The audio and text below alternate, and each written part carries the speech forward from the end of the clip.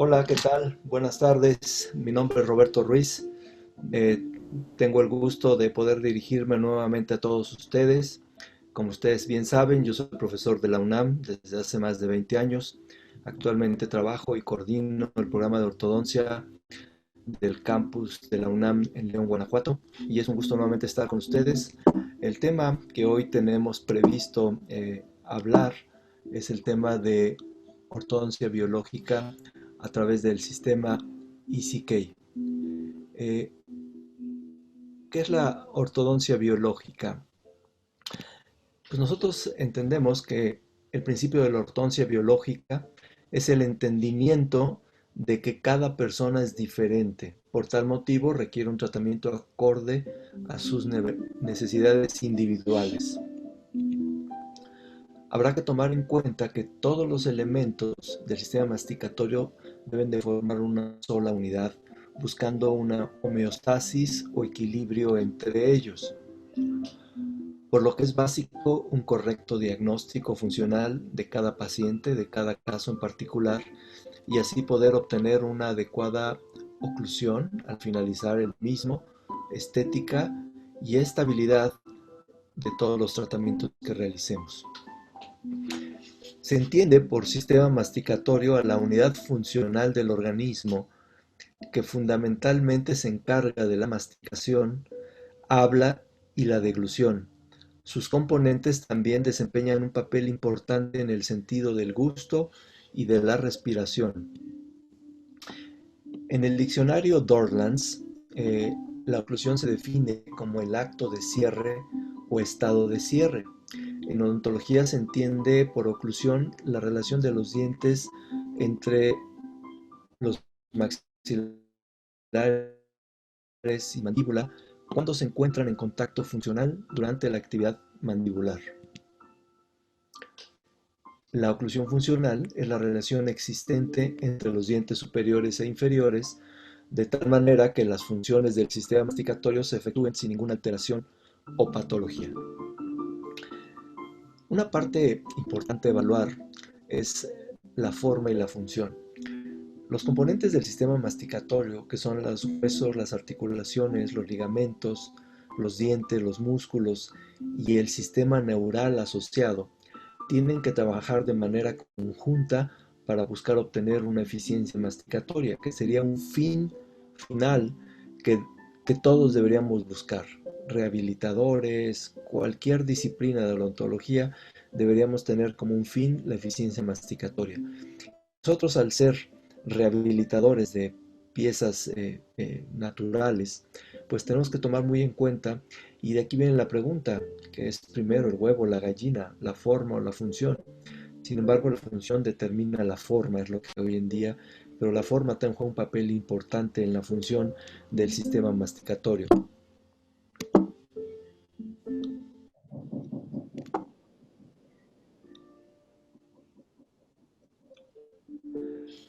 El doctor Robert Lee estudió la teoría de la belleza como un todo. Él describió a la bioestética orofacial, que decía que la boca, los músculos que rodean la cara, los dientes, mandíbula y el mecanismo neuromuscular se interrelacionan uno con otro en una función normal.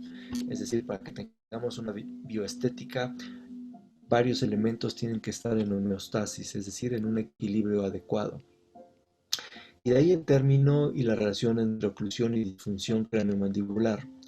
Sabemos que los trastornos o desórdenes temporomandibulares se refieren a la alteración de cualquiera de los componentes de la articulación temporomandibular que puede provocar dolor de la misma, sensibilidad muscular, ruidos articulares o cualquier alteración de la función. Y fue en 1934 que Kosten lo determinó como síndrome de Kosten, seguido por Schwartz en el 55, que lo denominó síndrome de dolor de disfunción de la articulación temporomandibular. Para 1969, Laskin introdujo el término de síndrome de dolor y disfunción miofacial. En el 70, Gelb lo denominó como síndrome craneomandibular, En el 85, la SHART, síndrome álgico-disfuncional de la articulación temporomandibular, y desde 1993 la Academia Americana del Dolor Orofacial lo ha determinado como desórdenes temporomandibulares. Es importante mencionar que, de acuerdo a la etiología, los desórdenes craneomandibulares pueden ser locales o generales, donde los locales pueden ser debidos a fracturas subcondíleas, infecciones, trastornos miofasciales y maloclusiones. Y los generales pueden deberse a estrés, mala postura, hábitos como respiradores bucales, a desalineamientos vertebrales superiores e hiperlaxitud congénita generalizada.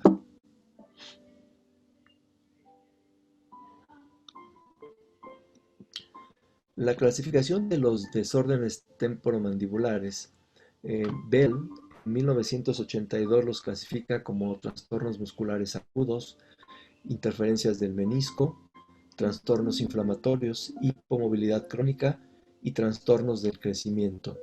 Y Martín Ross en reumatismo muscular, la clase 2 como enfermedad articular degenerativa, la clase 3 artritis reumatoide y la clase 4 enfermedades miméticas. La Academia Americana del Dolor Orofacial los clasifica en 1 y 2, y dentro de la clasificación 1 son las de origen del desarrollo. La 2, desplazamiento del disco con o sin reducción. 3, hipomovilidad, luxación e inflamación, sinovitis, capsulitis, problemas artríticos y anquilosis. Y la no articular a trastornos de los músculos de la masticación, dolor miofacial, miositis, espasmo, inmovilización protectora, contractura, neoplasias. Fricton en 1988 la clasificó como trastornos articulares y trastornos musculares. Y dentro de los trastornos articulares describió los desarreglos internos, la capsulitis y la osteoartritis. Y dentro de los trastornos musculares, dolor miofacial, espasmo y contractura. La clasificación de Okeson la divide en 4 grupos, donde el primero habla de los trastornos de los músculos de la masticación. El segundo grupo es trastornos de la articulación temporomandibular. El tercer grupo es hipomovilidad mandibular crónica. Y el cuarto grupo es trastornos del crecimiento. Todas estas clasificaciones nos llevan a decidir que la mayoría o un porcentaje alto de los trastornos de la articulación temporomandibular son de origen oclusal, y esto puede ser debido a interferencias oclusales que van a dar origen a una desincronización muscular, y esa desincronización muscular trae por consiguiente problemas de articulación temporomandibular. En resumen, las interferencias oclusales como obturaciones altas, implantes, prótesis, migración dental, movilidad dental, maloclusiones y hábitos parafuncionales podrían dar origen a una desincronización muscular y puedan ser el inicio de trastornos articulares. Por tal motivo, para nosotros es importante tomar muy en cuenta que desarrollar una oclusión que permita cumplir adecuadamente con la función masticatoria es fundamental en la odontología, y esto fue descrito por Jeffrey Okeson. Los tratamientos ortodónticos contemporáneos son tener contactos bilaterales posteriores simultáneos en relación céntrica, desoclusión posterior en movimiento de protrusión, protección canina en movimientos de lateralidad, desoclusión de 2 milímetros en reposo, fuerzas axiales de todos los dientes en intercuspidación, contactos proximales comprimidos, estética, confort y estabilidad de todo el sistema masticatorio. La ortodoncia biológica tiene por objetivo tener un diagnóstico individualizado, lograr y obtener al inicio del mismo una estabilidad mandibular para poder proceder con la aplicación de fuerzas biológicas que permitan eliminar las maloclusiones, siempre trabajando con una adecuada relación entre la relación céntrica y la oclusión céntrica, buscando tener función adecuada, la cual nos pueda brindar estética y un balance adecuado del sistema masticatorio. Este caso, que lo tratamos con el sistema ECK, tomando en cuenta todos los conceptos de ortodoncia biológica, lo realicé en mi práctica privada. Y este paciente tenía estas características, un paciente mesofacial que presentaba una relación de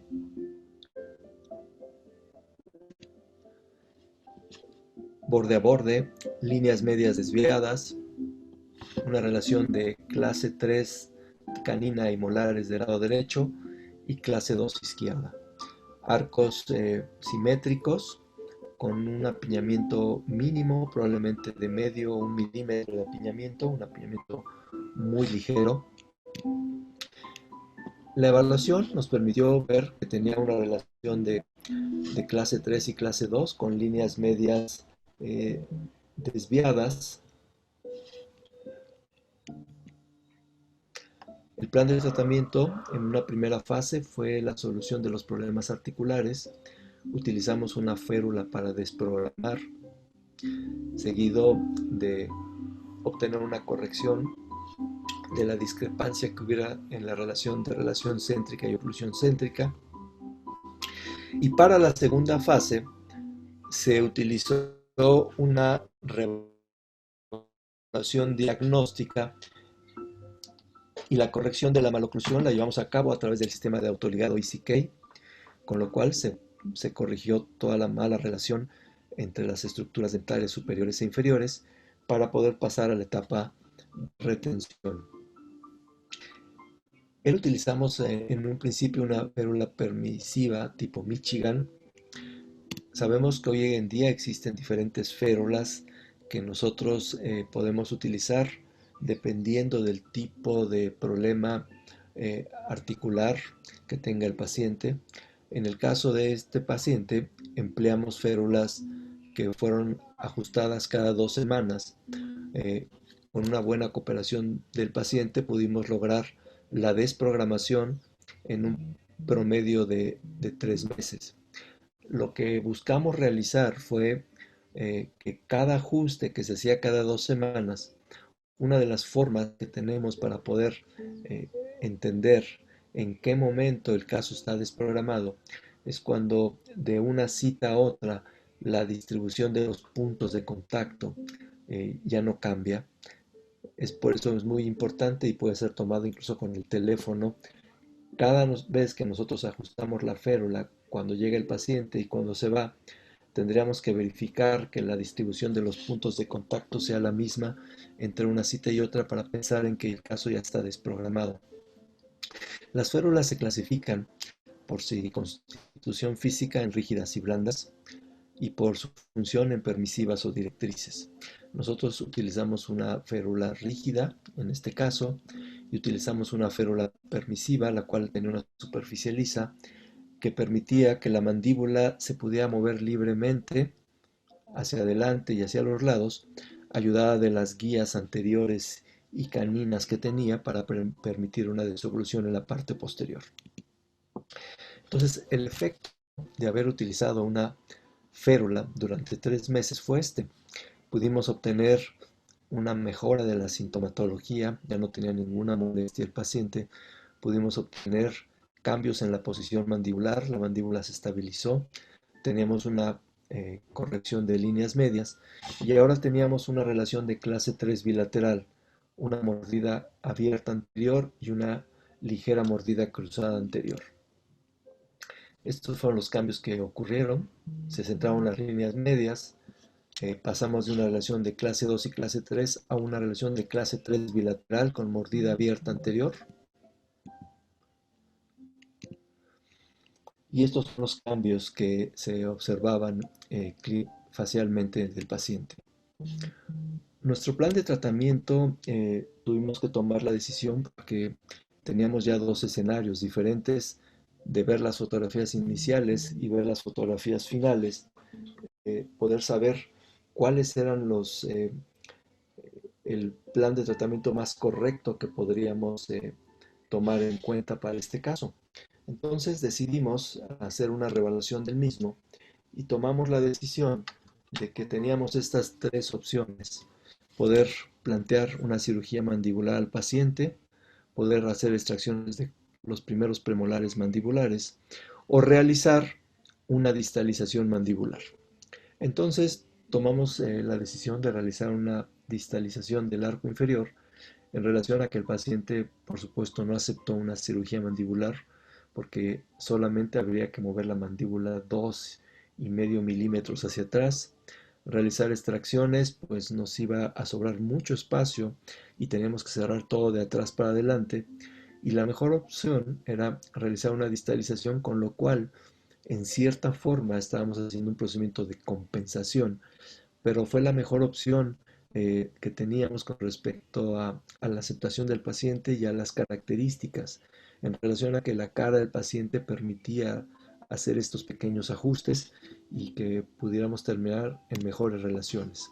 De tal manera que decidimos colocar tornillos en la línea oblicua externa o repisa mandibular en el arco inferior, y estos tornillos fueron de 2,0 por 12 milímetros de longitud, con lo cual lo que buscábamos, tomando en cuenta que mi línea verde sería la línea de aplicación de fuerza que iba desde el tornillo hasta los caninos, con lo cual pretendíamos generar movimientos de distalización desde el canino hasta el segundo molar. Al tener una mordida abierta anterior y al aplicar una fuerza que pasara por arriba del centro de resistencia de este grupo de dientes, nos iba a permitir realizar el siguiente movimiento: se generara una distalización. Al generarse una distalización y una intrusión del segmento posterior, me iba a permitir que la mandíbula gradualmente fuera rotando y la mordida se fuera cerrando. Entonces continuamos con la distalización, después produjimos una ligera retroinclinación de los incisivos inferiores y con esto logramos cerrar completamente la mordida sin el empleo de elásticos para cerrarla. Entonces, las fases de tratamiento del sistema ECK, pues la primera sería eliminar el apiñamiento, eliminando rotaciones y conformando el plano oclusal. La fase 2 es la corrección de línea media, continuar con la conformación del plano oclusal y cierre de espacios. Y la fase 3, el control del torque, coordinación de arcos y el asentamiento de la oclusión. En este caso, donde trabajamos con un sistema ECK donde no realizamos extracciones, la fase 1 fue una fase donde se pueden emplear alambres 012, 014 o 018 termoactivos que pueden ser utilizados por periodos de 5 a 10 semanas, ayudados de elásticos cortos clase 3 o clase 2, que usualmente son de 3 avos ligeros. La fase 2 sería el empleo de arcos 16 por 22 termoactivos a través de 10 semanas, continuando con el uso de elásticos cortos. Podemos trabajar también en esta segunda fase con alambres 18 por 25 termoactivos, y el reposicionamiento de brackets es muy útil llevarlo a cabo tomando radiografías panorámicas en esta segunda fase de tratamiento. Es el momento oportuno de poder recolocar brackets para de ahí pasar a una tercera fase de tratamiento donde empleamos alambres 19 por 25 termoactivos que van a permitir la expresión del torque, seguidos de un arcos de acero inoxidable 19 por 25, el cual lo utilizamos como arco de finalización. El empleo de estos arcos facilita el uso de cadenas elásticas para el asentamiento y que podamos llegar a un término adecuado.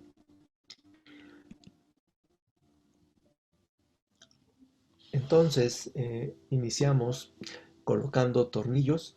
El mismo día que se desusó la férula, el mismo día colocamos aparatos en el arco superior y en el arco inferior, junto con los mini tornillos, y aplicamos 50 gramos de fuerza, mismos que nos sirven para generar una retención secundaria del tornillo, y después estos 50 gramos los vamos a ascender hasta 120 gramos para iniciar el movimiento de distalización del arco mandibular.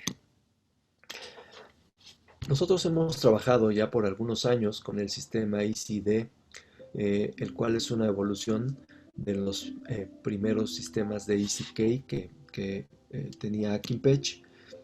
Las características principales es que tiene beneficios en cuanto a la tecnología, permite un adecuado manejo de los casos y permite trabajar con resultados satisfactorios por la versatilidad que tiene en el manejo del mecanismo de la apertura, que tanto en la primera generación como en la segunda, el mecanismo de apertura lo tiene en la cara del bracket. Es un procedimiento sencillo que permite que la compuerta se deslice y hacia arriba y hacia abajo, lo cual le da mucha facilidad de desplazamiento. Este sistema no utiliza resortes, es decir, es un sistema completamente mecánico en el cual solamente con la fuerza que aplicamos podemos abrir o cerrar la tapa de la ranura. Este sistema tiene una mejora en el cierre de la puerta. Al mejorarse el sistema, para que no se resbale el sistema o el instrumento de apertura, va a permitir que la tapa se abra o se cierre con mucha facilidad. El tamaño de la ranura que emplea el bracket es 0.22 por 0.28, lo cual le permite tener un buen control rotacional y permite tener una adecuada expresión del torque. La base también se mejoró, se redujo en tamaño, en sentido ocluso gingival, y con esto le da una mejor posición o posicionamiento sobre la cara labial de los dientes. El bracket está hecho de una estructura sólida, tiene contornos redondeados que permiten estos contornos redondeados a la entrada de la ranura mejor inserción del alambre sobre la misma. Tiene aletas funcionales que van a permitir tener un muy buen manejo del uso de elastómeros o elásticos y cadenas elásticas cuando así se decida. Y las dimensiones del mismo le van a permitir tener un adecuado control rotacional. Entonces, cuando iniciamos el caso, como pueden apreciar, se veía una relación de clase 3, teníamos una mordida cruzada en la parte anterior. Ascendimos la fuerza hasta 120 gramos, utilizando resortes cerrados de níquel titanio de 120 gramos. Y empezamos a producir cambios en el movimiento distal. Se puede apreciar que ganábamos espacio entre laterales y caninos. Y una vez que logramos la distalización adecuada, decidimos colocar ganchos crimpables y colocamos cadenas elásticas desde los tornillos hasta los ganchos crimpables para producir una retracción del segmento anterior. Una vez que conseguimos los cambios, podíamos apreciar líneas medias coincidentes, una mejor relación de los segmentos posteriores, y en este momento trabajamos con el desarrollo transversal de los arcos que nos permitiera poder tener una mejor relación de los segmentos posteriores, y a la vez trabajamos en el asentamiento. El progreso que tenía el caso desde el inicio, seguido de la desprogramación y el cierre de los espacios, permitía ver cómo a través de esta secuencia podíamos tener un mejor progreso del caso. Una vez que teníamos mejores relaciones, decidimos pasar a la etapa de asentamiento. Para esta etapa, nosotros decidimos trabajar a través de dos mecanismos, utilizando elásticos de 3/18 en caja o elásticos de media pulgada ligeros, los cuales colocamos de arriba abajo en los segmentos posteriores para poder permitir que se produzca el asentamiento del caso. Pudimos pasar de tener una línea media desviada a tener una línea media coincidente con una mejor relación de caninos y relación de molares y con cambios faciales satisfactorios en este caso.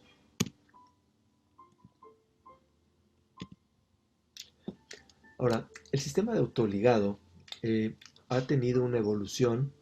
La decisión de elegir el bracket hoy en día en Akin Pech, nosotros trabajamos en la universidad el sistema ECD, que es un sistema muy parecido al Damon. Este sistema permite tener un control de la apertura del bracket mucho más sencillo que el anterior. El dominio de la técnica se vuelve muy sencillo. Prácticamente lo hace de manera tan fácil siguiendo toda la secuencia de arco que tenemos, y esto nos puede conducir, si tenemos un adecuado diagnóstico, una buena colocación de los aparatos, llevarnos a un tratamiento exitoso. El sistema ECD permite que la tapa se abra en sentido ocluso-gingival, tiene contornos redondeados, como bien lo mencioné, eh, que van a permitir que sea mucho más ergonómico para el caso, para el paciente. Con respecto al tamaño de la ranura, que es 22 por 28, le va a permitir tener una libertad de movimiento de los alambres. Esto permite trabajar con arcos más rígidos y que más rápido podamos llegar a arcos de trabajo y arcos pesados que permitan ser insertados adecuadamente dentro de la ranura de los brackets, trabajando con una fricción muy baja, lo cual va a permitir tener movimientos muy biológicos, que el paciente tenga menos molestias después de cada una de las citas, al tener fuerzas mucho más ligeras y movimientos que permitan realizarse con muy poca fuerza. Y en aquellos casos donde se realicen extracciones, el efecto de montaña rusa es mucho menor, porque al tener arcos más rígidos, el efecto de profundización de la mordida prácticamente no se da.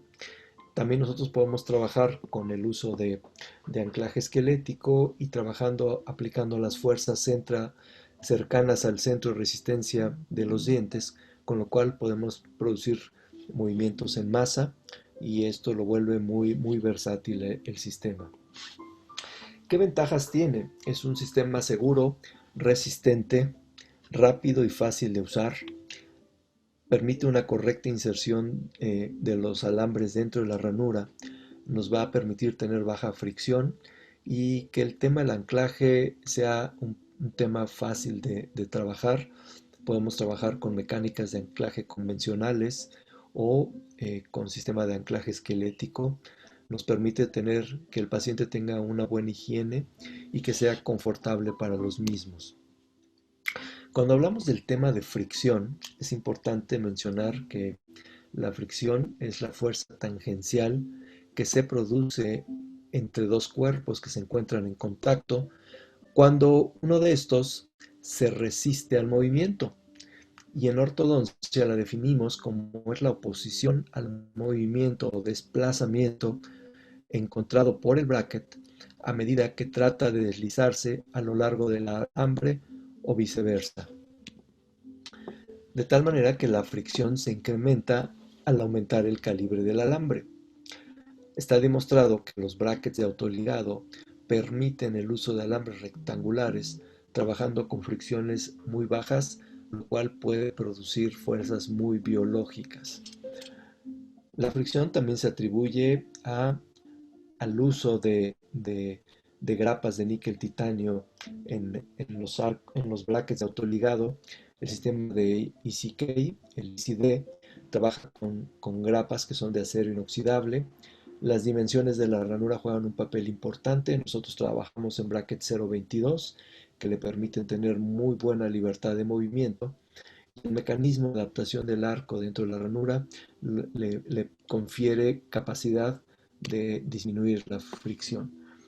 Sabemos que la fricción es multifactorial y va a estar determinada por las fuerzas de la masticación, por el grado de maloclusión, las rotaciones, la temperatura y la humedad dentro de la cavidad oral.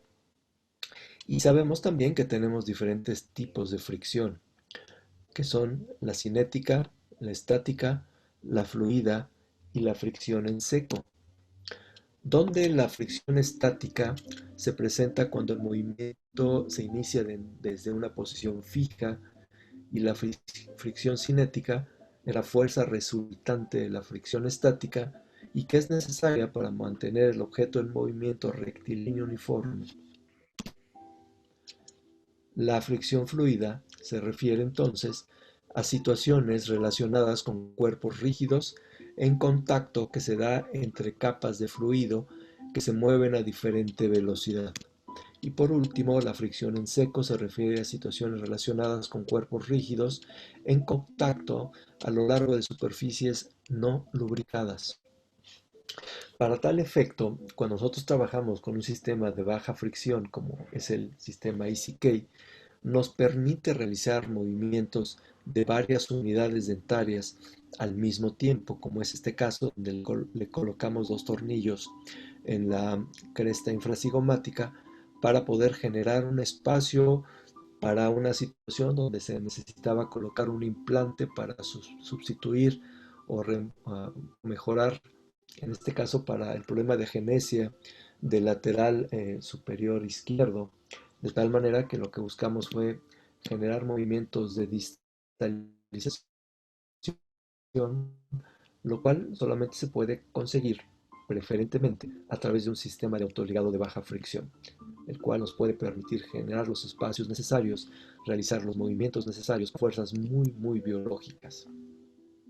Una parte importante cuando hablamos de sistemas de autoligado pasivos es el tema del torque. El torque se dice que es el efecto que se produce por la inserción de un alambre rectangular en la ranura del bracket y que esto va en relación a la prescripción que tiene el aparato o el bracket en sí o el efecto de torcer un alambre rectangular e insertarlo.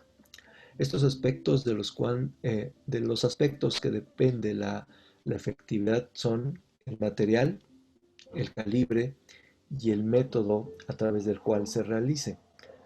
Usualmente los materiales, es decir, los alambres que empleamos para dar movimientos de tercer orden, son aleaciones de acero inoxidable y aleaciones de titanio molibdeno. Serían los materiales por elección.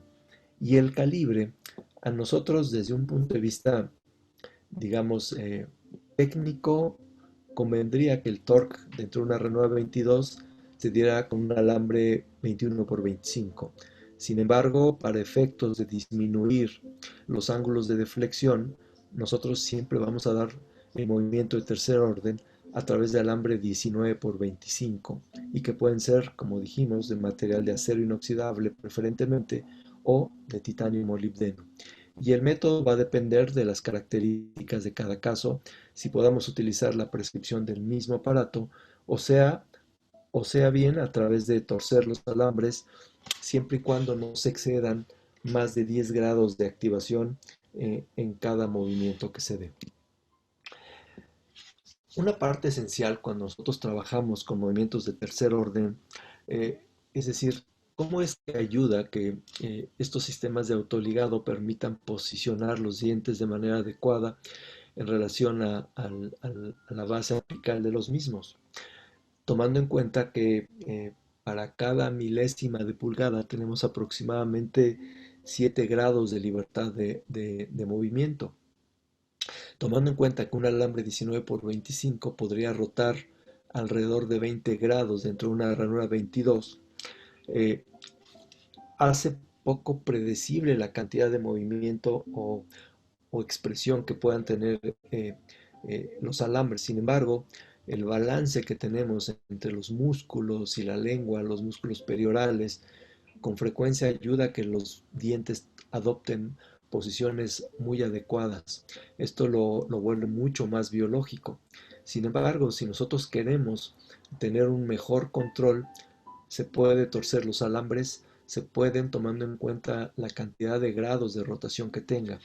Esto cambia de manera sustancial cuando nosotros invertimos la posición de los brackets y los ascendemos. Al ascender un bracket que tiene características de un torque positivo, se vuelve ligeramente negativo, pero cuando nosotros lo invertimos, es decir, yo invierto el bracket, al invertirlo el torque se vuelve negativo, pero además lo haciendo, tengo muchas más posibilidades de que el efecto de tercer orden se dé mucho mejor, sobre todo cuando hacemos un desarrollo transversal de los arcos. Eso me va a permitir que se produzca una ligera retroinclinación de los incisivos superiores, facilitando en algunos casos que no hacemos extracciones, obtener, por un lado, una mejor apariencia de la cara labial de los dientes y también obtener una mejor guía anterior en estos casos. Entonces, los cambios que se pueden producir son estos. Yo puedo buscar una retroinclinación de los incisivos cuando yo busco cambios transversales en los arcos. Con respecto al desarrollo transversal de los arcos, y en la medida que escalamos secuencialmente, y una vez que llegamos a los arcos de acero inoxidable, es importante que coordinemos transversalmente la forma que estos tienen. Nosotros sabemos que el desarrollo transversal de los arcos va a permitir que podamos aliviar el apiñamiento, y esto lo vamos a conseguir a través de la expansión del mismo arco, a través de la misma protrusión que se pudiera generar, a través de realizar extracciones, que eso simplifica mucho la discrepancia de todo alveolar, a través de realizar desgastes interproximales, o bien, como lo vimos en el caso anterior, a través de realizar distalización, lo cual me permitiría ganar espacio para liberar el apiñamiento. Esto lo vamos a conseguir trabajando con una menor fricción. Al utilizar una menor fricción, pues evidentemente utilizamos menores fuerzas, lo cual conduce a que trabajemos con fuerzas muy biológicas, lo cual le van a permitir al ligamento periodontal tener una mejor respuesta y que el movimiento se dé mucho más armónico y mucho más biológico. Al producir cambios transversales, vamos a conducirnos también a realizar menor proinclinación o expansión del segmento anterior. En resumen, el sistema de autoligado EasyK tiene muchas ventajas, ha tenido una evolución. Hoy trabajamos con una tapa mucho más amigable, la cual permite que el instrumento de apertura y cierre sea mucho más sencillo, que sea mucho más cómoda para el paciente.